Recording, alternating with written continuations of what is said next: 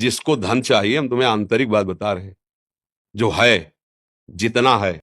एक बार हम वाराणसी में घाटों में रहते थे, तो वर्षा होने लगी, तो भाग के हम ऐसे, छतरियां होती हैं उन पे बैठ, तो देखा एक आदमी ऐसे पड़ा था और वहीं से जल प्रवाह ऐसे जाना था।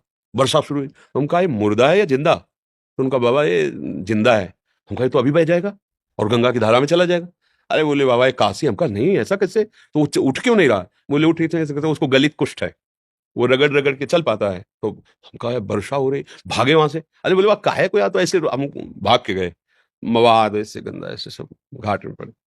और उस समय नवयुवक अवस्था थी, शरीर में ब्रह्मचर्य का पावर था, ऐसे टागा और सीढ़ी चढ़ते हुए ऊपर ले गए। तो ऊपर एक बारंडा टाइप बना था, वहां तो वहां के जो लोग थे मना, ए इसको क्यों अंदर लाए ऐसे? उनका 1 मिनट में तुम्हारी भी स्थिति ऐसी हो सकती है, ऐसा नहीं कहना चाहिए। आप बिल्कुल सावधान, इसको हटाइएगा। जब उसको लेटाया ना, तो जो हम आंख खोला, फिर जब लेटाया उसको, और जो देखा आपको क्या बताएं, ऐसा प्यार भरी दृष्टि से जब देखा, तो हम ऐसे ऐसे उनको, अब हमारे पास तो किंचन कुछ ना सुविधा है, ना पैसा है, ना भोजन है। घाट में रहते थे, जो महादेव जी दे देते थे, उससे मैं रात दिन अपने भजन मार्ग, किसी आश्रम में नहीं जाना, किसी से मांगना नहीं, ऐसा एकांत। पर उनकी जो दृष्टि मिली, ये जो आज आप लोग सुन रहे हैं, जो आज आप लोग अनुभव कर रहे हैं, ये केवल इन्हीं महापुरुषों की कृपा से है। साधना तो क्या है, जैसा बना वैसा, वो क्या कृपा में बहुत बड़ी ताकत। मान लो पशु है, अब वो क्या, कहाँ दवाई मांगेगा, कहाँ जैसे, अब उसका पैर टूट गया है, हम उसको ले जाएं जहां पशु अस्पताल, उसको दवाई करवाएं, उसको जब तक थोड़ा ठीक ना हो जाए, तो उसको खान पान की भगवान रीत जाएंगे। सच्ची मानिए, पर ये बातें सबकी समझ में नहीं आएंगी। अगर ऐसे भाव से चलो, तो पूर्व का जो अशुभ कर्म है वो नष्ट हो जाएगा। वो अशुभ कर्म ही हमें दुख देता है, अशुभ कर्म ही दुख देता है। ये जो हमें भुलावे में डाला जाता है ना, कि हम ये कर देंगे तुम्हारा दुख दूर हो जाएगा, बिल्कुल नहीं। ये हम मतलब बिल्कुल अनुभव की बात कहते हैं। इस भुलाव में कभी ना फंसो, बिल्कुल इन बातों, अपने कर्म को शुद्ध भाव से करो।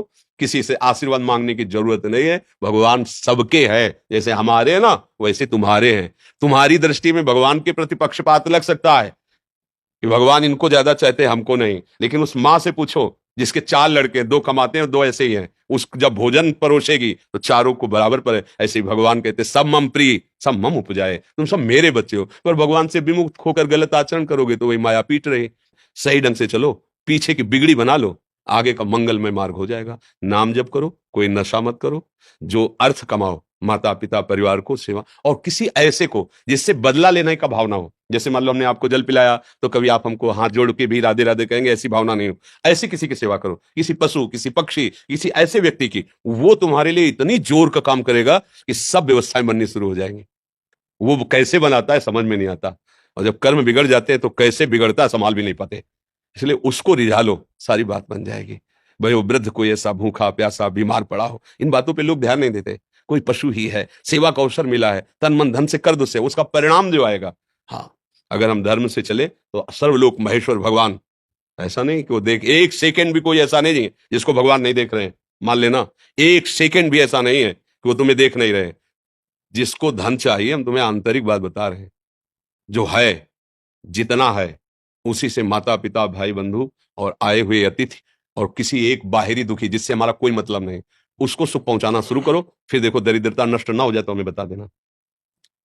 किसी एक भूखे को 2 रोटी देना शुरू करो, किसी एक ऐसे दुखी को सहयोग करना शुरू करो, देखो आपकी उन्नति शुरू हो जाएगी। हम कैसा चाहते हैं, किसी एक का छीनने को मिल जाए तो हम सुखी हो जाए, किसी एक को हम दुखी कर दें हम सुखी हो, ये सर्वनाश की बातें हैं, वही हमको भोगना पड़ता है।